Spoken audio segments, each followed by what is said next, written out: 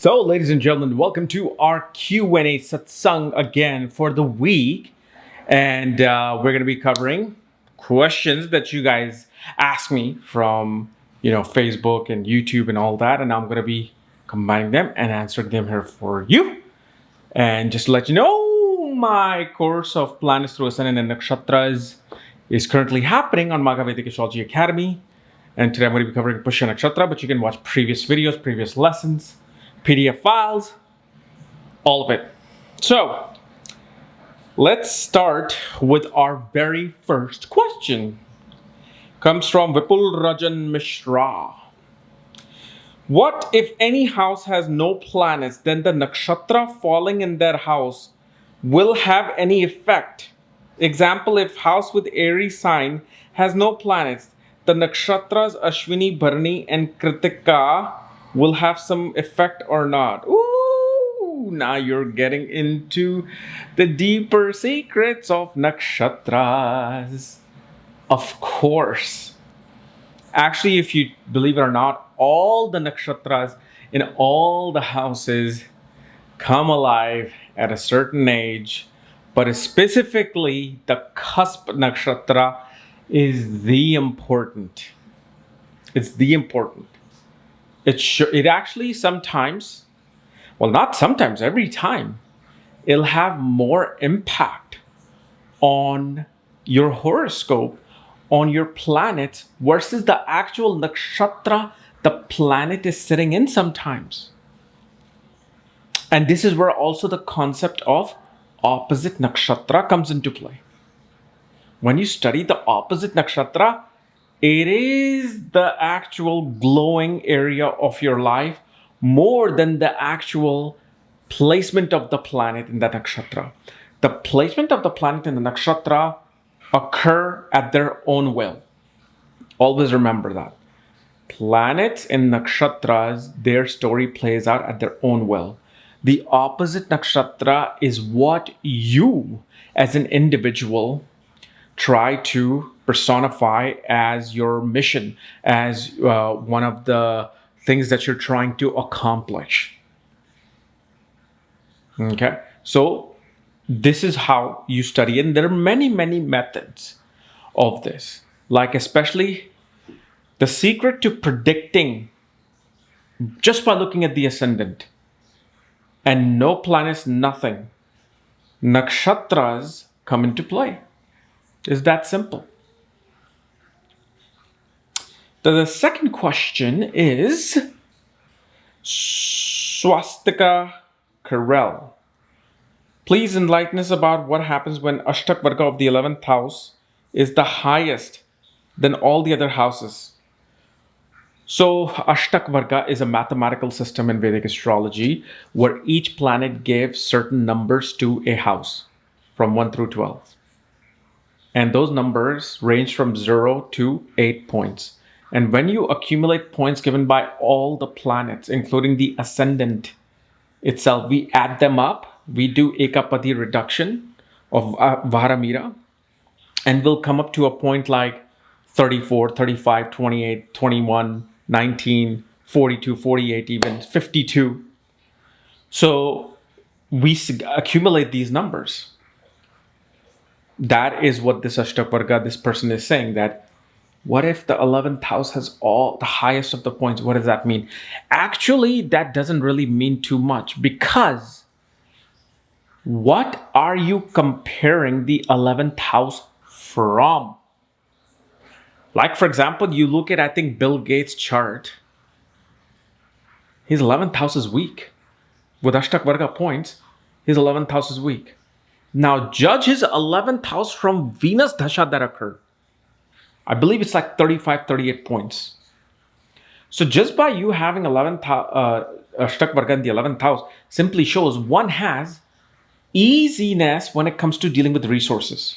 One has support system and resources in their need.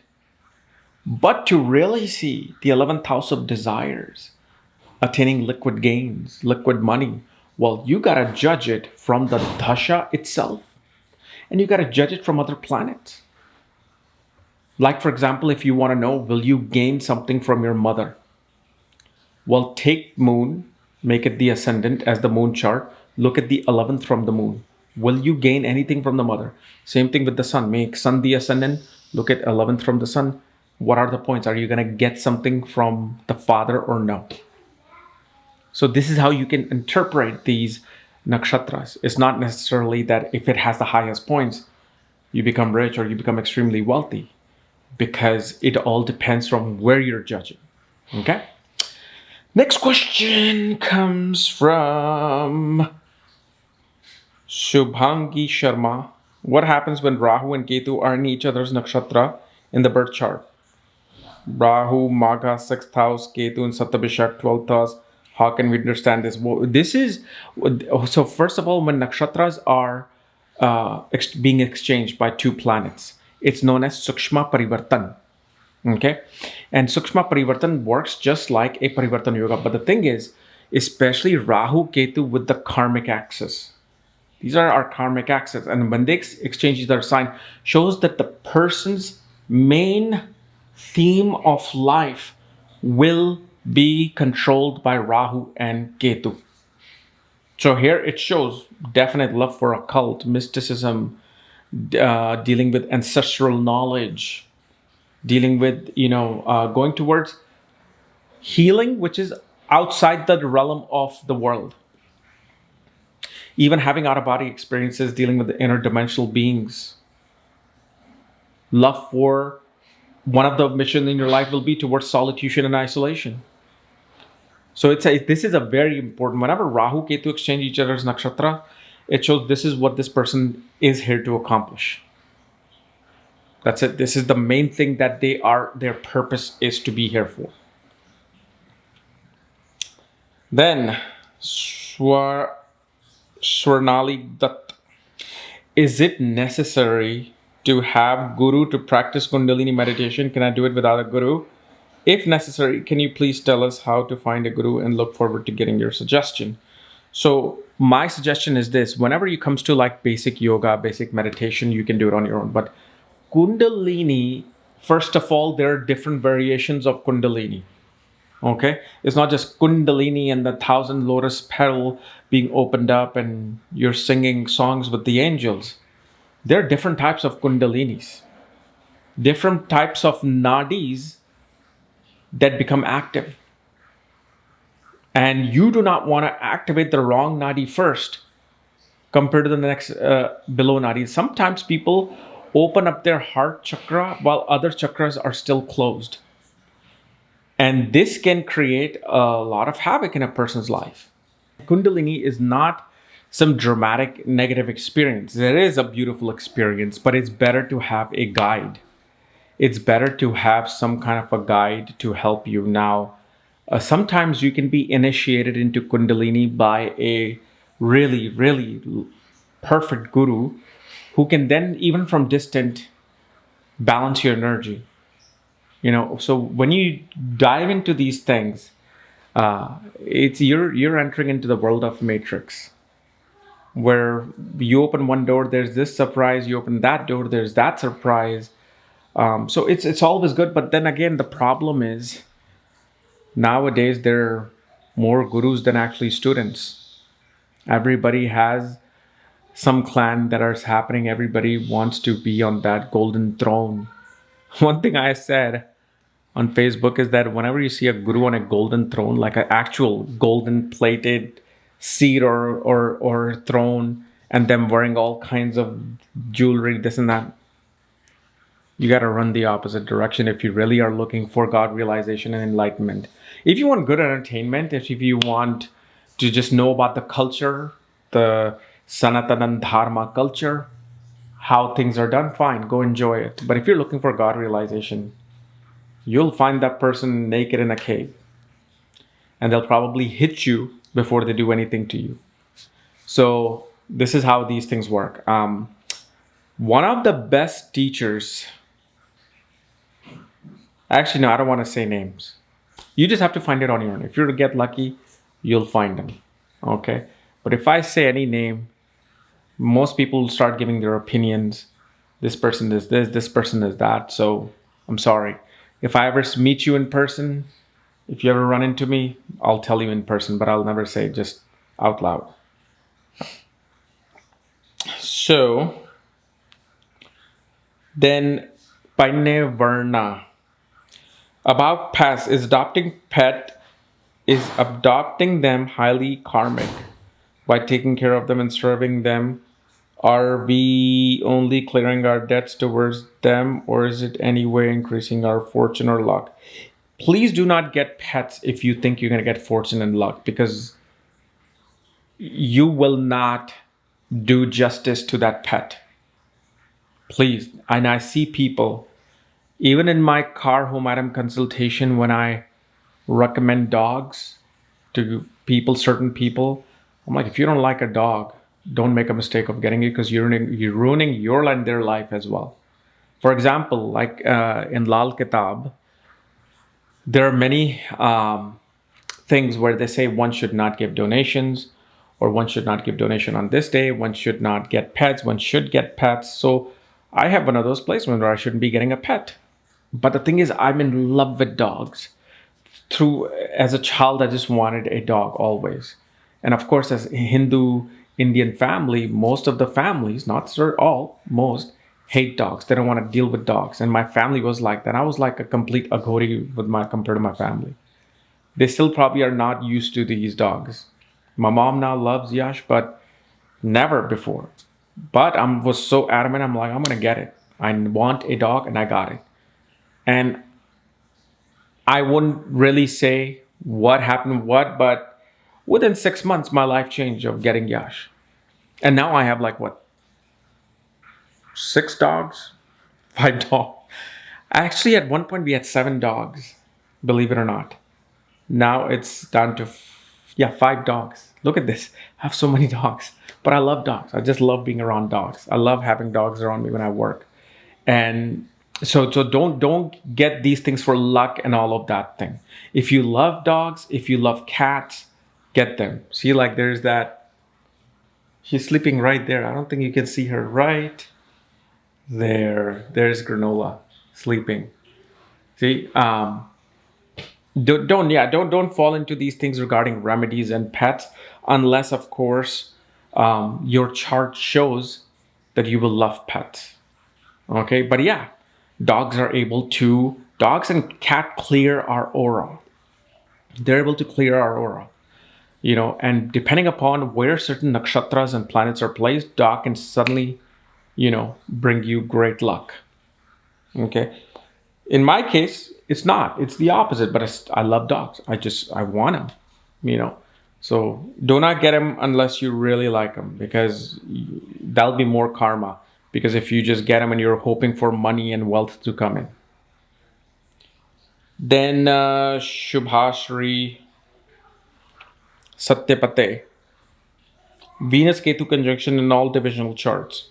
So Venus Ketu conjunction shows there's a strong karma you have to pay to the spouse, or strong karma with someone in your life, because it shows when Venus is with Ketu, you are destined to be with somebody where you have to either receive or pay a heavy debt. It could be good or bad. It's not always bad. Venus Ketu can give an extremely spiritual spouse and a life full of devotion after marriage. Like after marriage, a person becomes devoted to things. And because Ketu has not left Venus in all the divisional charts, it kind of like confirms that idea of Venus and your marriage, your unionship, always will be related to dealing with paying and giving karma. Whether it's parents, whether it's marriage, whether it's children, whether it's siblings, because you said it's all connected with all the divisional charts, and Venus is our relationships, not just with that spouse, but with anybody. And because Ketu is there, it shows there's a strong attachment of always paying karmas. Like there's never just like a subtle moment of within a relationship. There's always this heavy things that come about. But mainly, Venus and Ketu conjunction can be extremely good for spiritual devotion, and even finding your God realizations, spiritual realizations. Because Venus's highest form is devotion in the 12th house in Pisces. Ketu is the karka of moksha, which is the 12th house. Both of them are there. This is such a person wants to be with someone who can be isolated with them in a place. Such now, obviously, depending upon the sign and nakshatra, I've actually seen strippers, porn stars with this as well. As much as you think it's Rahu and Venus, I've seen it with Ketu as well. Because it's moksha, it's about the highest of pleasures. Whether it's a spiritual pleasure or bed pleasure. So remember that. So it can signify that. I'm not saying you're that, but it just, you really have to see the position. I can't just randomly say this is what it is with Venus and Ketu.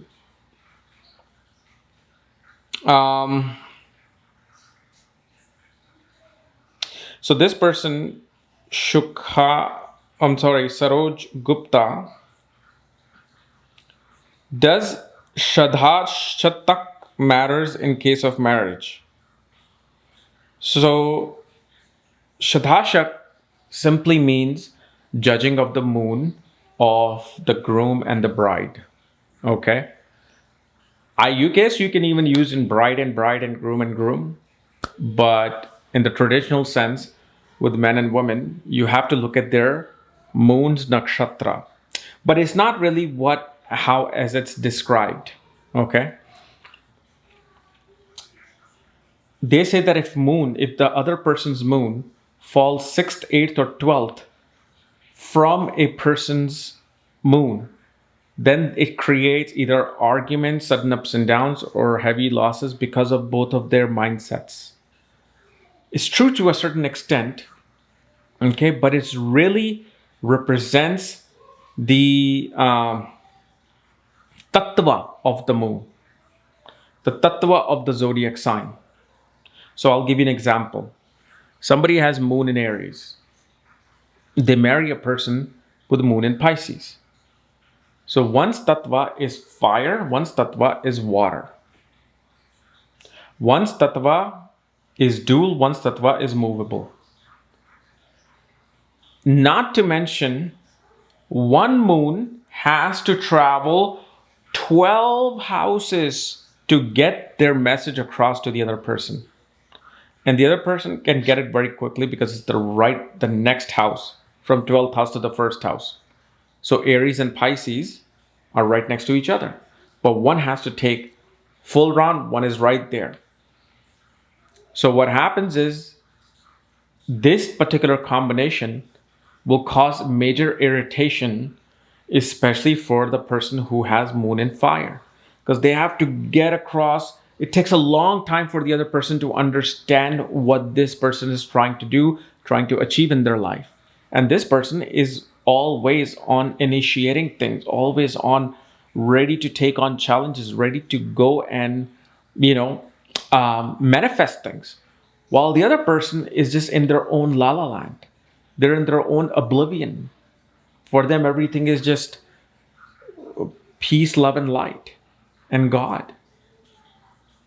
And when they want to initiate something, this person cannot convince this other person with the moon in Pisces so easily. While the other Pisces moon, when they say, hey, can we do this? The other person's like, yeah, of course we can. Because of the fact the concentration it took for moon in Pisces to come to Aries was very short. It was just, okay, yeah, you want to go here? Let's go. But when this Aries person says, listen, we're going to do this business, this is what it is. And the person is like, really? Why?